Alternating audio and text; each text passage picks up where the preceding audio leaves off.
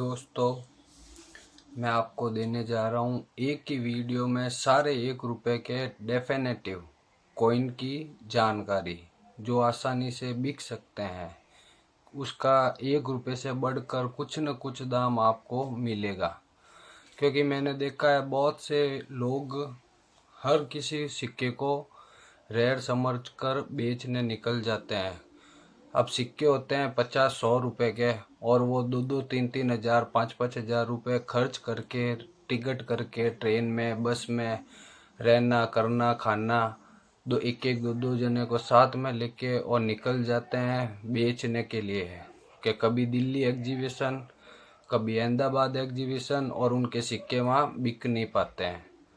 तो मैं एक ही वीडियो में आपको जो सिक्के बिक सकते हैं उसकी जानकारी, और ये मिंट क्या होता है, मुंबई मिंट क्या होता है, नोएडा मिंट क्या होता है, कलकत्ता हैदराबाद, इस सभी की एक ही वीडियो में सारे 1 रुपए की जानकारी दूंगा।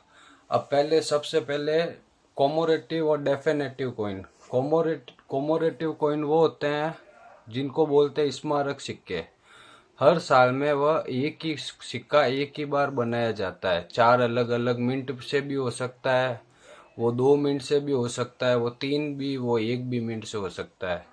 अब सबसे पहले मैं आपको बता दूं कॉमोरेटिव कॉइन यानी स्मारक सिक्के और डेफिनेटिव कॉइन रेगुलर सिक्के, इनमें फ़र्क क्या है। स्मारक सिक्का चाहे कोई भी हो, चाहे 1 रुपया हो, चाहे 2 रुपया हो, चाहे 5 हो, उस पर इस तरह का चित्र आएगा। वह चित्र किसी भी रूप में हो सकता है, जैसे स्टील के कॉइन में ये चित्र, दूसरा स्टील के कॉइन में ये चित्र संत तिरुवल्लुवर का, या फिर कॉपर निकल में ये वाला चित्र, कोई भी चित्र हो सकता है। ये कॉइन हर साल एक ही कॉइन एक साल में निकाला जाता है, जैसे कि अम्बेडकर कॉपर निकल में। इसको बोलते हैं कॉमोरेटिव कॉइन, स्मारक सिक्के, जो हर साल किसी की याद में एक ही सिक्का बनाया जाता है। और दूसरी बात कि होता है डेफिनेटिव कॉइन। डेफिनेटिव कॉइन ऐसे कि ये 10-10 साल तक कंटिन्यू निकाले जाते हैं, कि जैसे 1982 में भी बन गया, 1983 में भी, 84 में, एक जैसे ही कॉइन कंटिन्यू 5-10 साल तक बनते रहते हैं, वो होते हैं डेफिनेटिव कॉइन।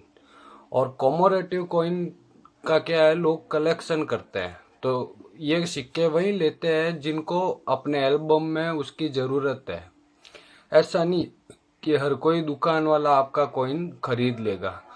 ये कॉइन वही लेगा जो इसके 160 से 65 कॉइन का एल्बम बनता है, जिसमें 25 पैसे, 50 पैसे, 5 पैसे, 10 पैसे, 20 पैसे, 1 रुपया, 2 रुपया, 5 रुपया, 10 रुपया, सभी फोटो वाले जो स्मारक कॉइन होते हैं उसका पूरा कलेक्शन बनाते हैं लोग।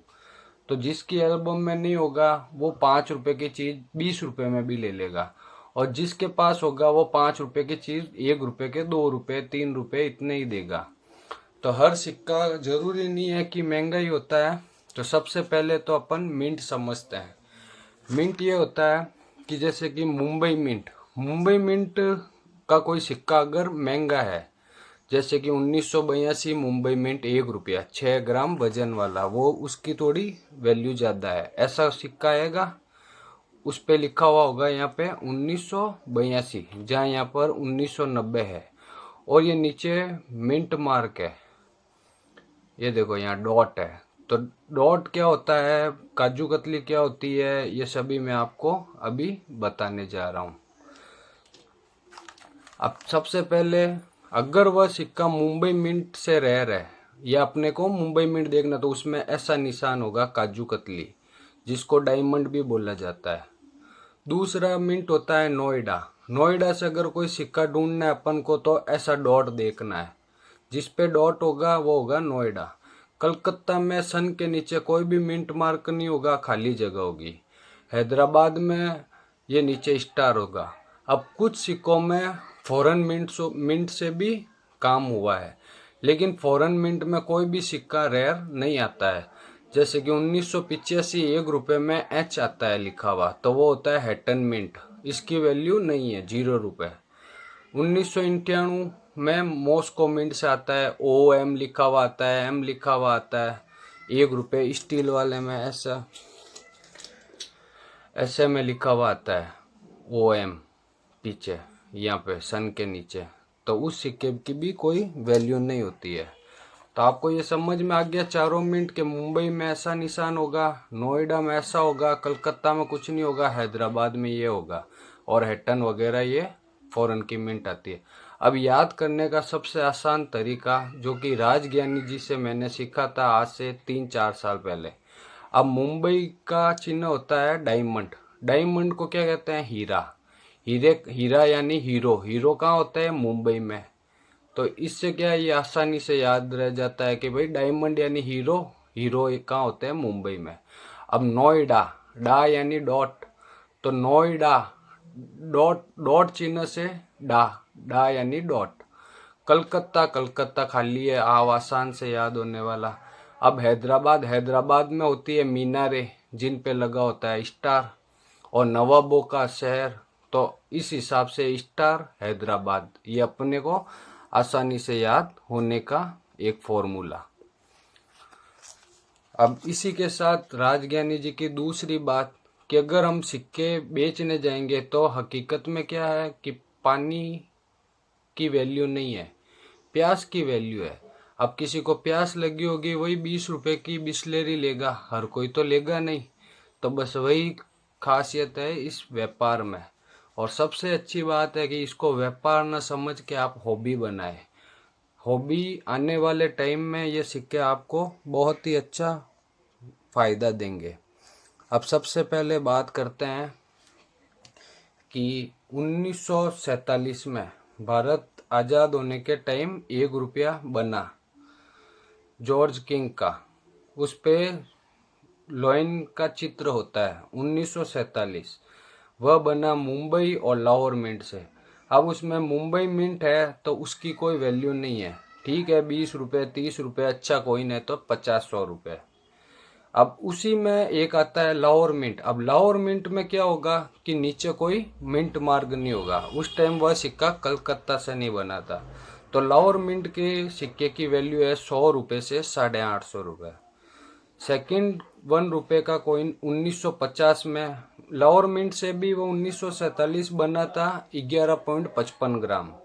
उसके बाद बना 1 रुपया 1950। 1950 में मुंबई मिंट। मुंबई मिंट का जो कॉइन है उसकी वैल्यू है आज के डेट में 100 रुपये से 500 रुपये। अब ये 100 रुपये से 500 रुपये यूँ है कि 100 रुपये अगर उस पर दाग धब्बा मैल लगा हुआ है, और 500 रुपये वही सिक्के की वैल्यू होगी जब कि बाजार में ना चला वो, एकदम एक भी स्क्रैच ना हो, चमचमाता सिक्का हो, साफ किया हुआ ना हो, तो सिक्का वही होगा। रेट इतनी बढ़ जाएगी कि भाई आपने 50 60 70 साल तक उसको वैसे की वैसे संभाल के रखा, तो उस चीज के पैसे मिलते हैं इस काम में। हाँ, उसी वैसे ही कॉइन आएगा एक 1954। 1954 में भी मुंबई मिंट से वह सिक्का बना। उसकी वैल्यू है 500 रुपये से लेके 3000 रुपये। अब सिक्का वही है, 50 वाला ही ये 54 है, उसमें भी मुंबई मिंट है, लेकिन उस टाइम सिक्के कम बने थे, कम बनने के कारण उसकी वैल्यू ज़्यादा है। दूसरा सिक्का है, हाँ, ये दोनों सिक्के, तीनों सिक्के जो अभी तक मैंने बताए ये निकल से बने हुए होते हैं। कुछ लोग इनको चांदी का समझ लेते हैं, वो सोचते हैं चांदी का है तो हम नहीं सेल करेंगे। अब आप उसके चुंबक लगाओगे तो चुंबक चिपक जाएगी। उसके बाद में 1962 का 1 रुपया, उसको बोलते हैं बिग कॉइन, डब्बू कॉइन, वो ऐसा होगा, बड़ा वाला डब्बू कॉइन। अब 1962 का जो कॉइन है उसकी वैल्यू, ये इसको बनाया गया था निकल में, इसके भी चुंबक चिपक जाती है।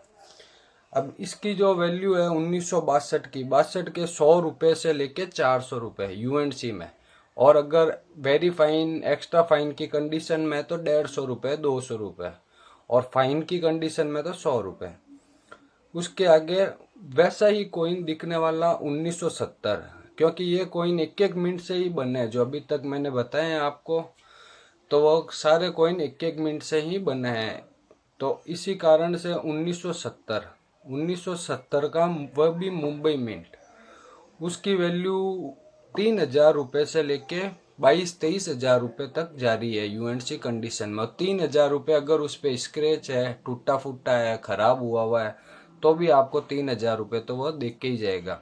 वो भी कॉइन दिखने में सेम ऐसा ही है, डब्बू कॉइन। उसका भी वजन 8 ग्राम नहीं, उसका वजन 10 ग्राम का कॉइन है वो। 1962 और 70 दोनों कॉइन 10 ग्राम वजन के हैं। उसके बाद अब हम आते हैं 6 ग्राम वाले कॉपर निकल के सिक्कों पर, जो कि दिखने में होते हैं ऐसे। अब इसमें से भी कुछ रेयर वैरायटी आती है, जिसमें से फर्स्ट कॉइन है 1982 1982 मुंबई मिंट। अब मुंबई मिंट से वह सिक्के कुछ कम बनाए गए।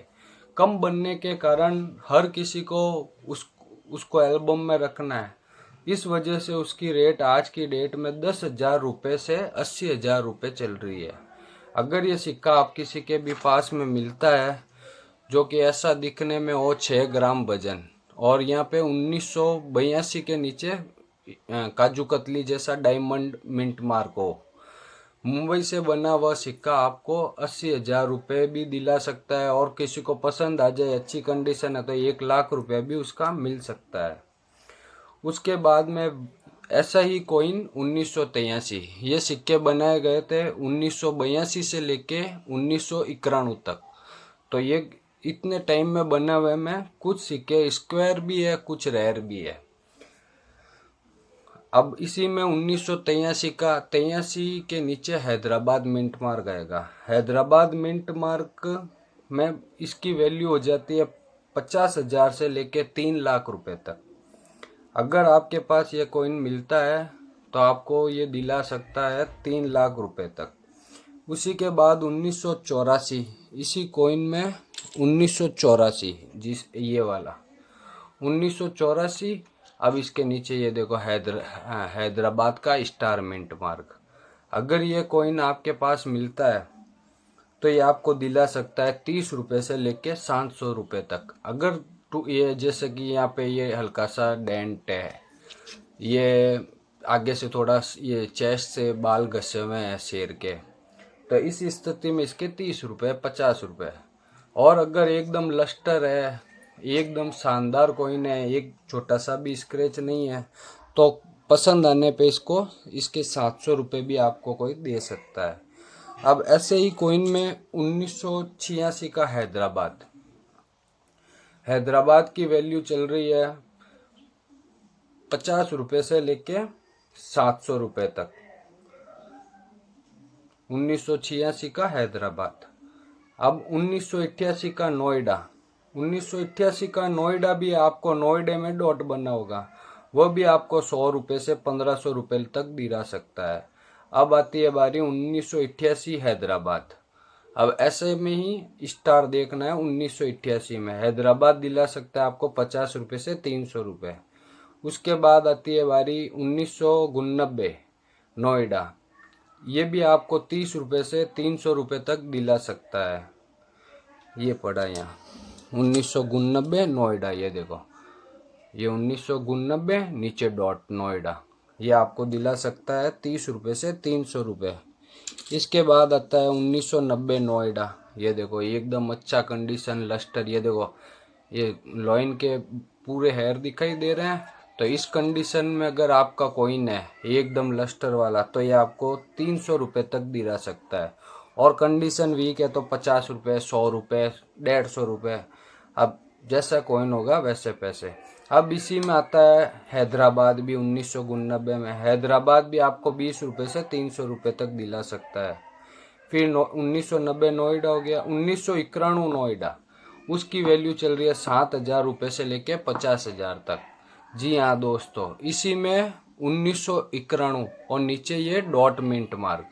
अगर आपके पास कॉइन होता है और उसमें ये ऐसी एज आएगी, कुछ सिक्कों में इसकी एज वैरायटी भी आती है, लॉइन वैरायटी भी आती है। इसकी बात हम कुछ वीडियो आगे करेंगे आपसे। अब वो अगर आपको 1991 का नोएडा मिलता है तो आपको दिला सकता है 7,000 रुपये से 50,000 रुपये तक। उसके बाद में FSS में कॉइन जारी हुए इस तरह के, जब ये कॉइन कॉपर थोड़ा महंगा हो गया, कॉस्टली हो गया, तब गवर्नमेंट ने ऐसे कॉइन डाले। ये भी 1992 से लेके 2004 तक डाले गए। अब इसमें ज़्यादा कोई रेयर कॉइन नहीं आता है, लेकिन इसमें एक 1992 का नोएडा मिंट से कॉइन आता है, जिसकी बुक में या कहीं पे भी उसकी कोई वैल्यू वगैरह नहीं है, और वो उसको बोलते हैं अनलिस्टेड कॉइन, जो कि अभी तक कहीं भी बुक में वगैरह लिस्ट नहीं हुआ है। उसमें यहाँ 1992 नीचे डॉट मिंट मार्क देखना है। वो अनलिस्टेड होने के कारण उसकी वैल्यू चल रही है 500 रुपये से 2000 रुपये तक। फिर इसी में 1992 में हैदराबाद भी आता है। हैदराबाद की वैल्यू, हैदराबाद अभी अभी थोड़ी वैल्यू बढ़ी है, 30 रुपये से लेकर 150 रुपये तक अभी उसकी वैल्यू चल रही है। अगर आपका कॉइन एकदम शानदार कंडीशन का है, सभी हेयर वगैरह चेस्ट के लोइन के सभी अच्छे दिख रहे हैं, तो आपको 150 रुपये भी मिल सकते हैं, नहीं तो 30 रुपये, 20 रुपये, 5 रुपये, जिसको जैसी ज़रूरत है वो दे सकता है। उसके बाद में आपको ये कॉइन बना क्रॉस कॉइन, 1 रुपये का क्रॉस कॉइन। इसमें भी ये कॉइन 2004 से 2006 तक डाले गए। इसको ये 2004 में ओनली एक ही मिंट से बना था। अब ये तो 6 का है, लेकिन ऐसा ही 4 में भी बना था, ओनली मुंबई मिंट से। 4 के नीचे डायमंड देखना है। हाँ, ये कॉइन आपको आज की तारीख में दिला सकता है 500 रुपये से 2500 रुपये तक। अगर आपका कॉइन इस कंडीशन में होता है 2004 का, तो आपको 2500 रुपये तक दिला सकता है, और अगर घसा पिटा है तो भी आपको 300 रुपये, 400 रुपये दिला सकता है। हाँ, अब इसी में 2005 में मुंबई और नोएडा स्क्वायर की श्रेणी में आते हैं। प्राइज 10 रुपये से 100 रुपये तक। इसके बाद में कॉइन बना नृत्य मुद्रा 2007 से लेकर 2011 तक। ये भी एफएसएस का है, 2007 से 11 तक डाला गया। ये भी नृत्य मुद्रा 2007 में नोएडा मिंट से स्क्वायर है। इसके भी आपको मिल सकते हैं 10 रुपये से 100 रुपये तक। हाँ, दूसरा 2011 मुंबई मिंट से, ये भी अनलिस्टेड कॉइन है। इसके आपको मिल सकते हैं 50 रुपये से लेकर 500 रुपये तक।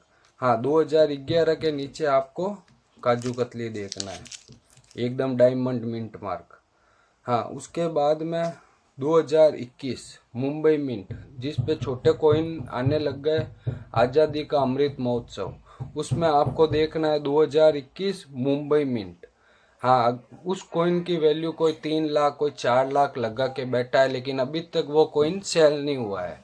शायद हो सकता है कि आने वाले टाइम में उसकी एक्यूरेट वैल्यू मालूम चले, लेकिन अभी तक बाजार में उसकी वैल्यू 2 लाख से 3 लाख रुपए तक बताई गई है।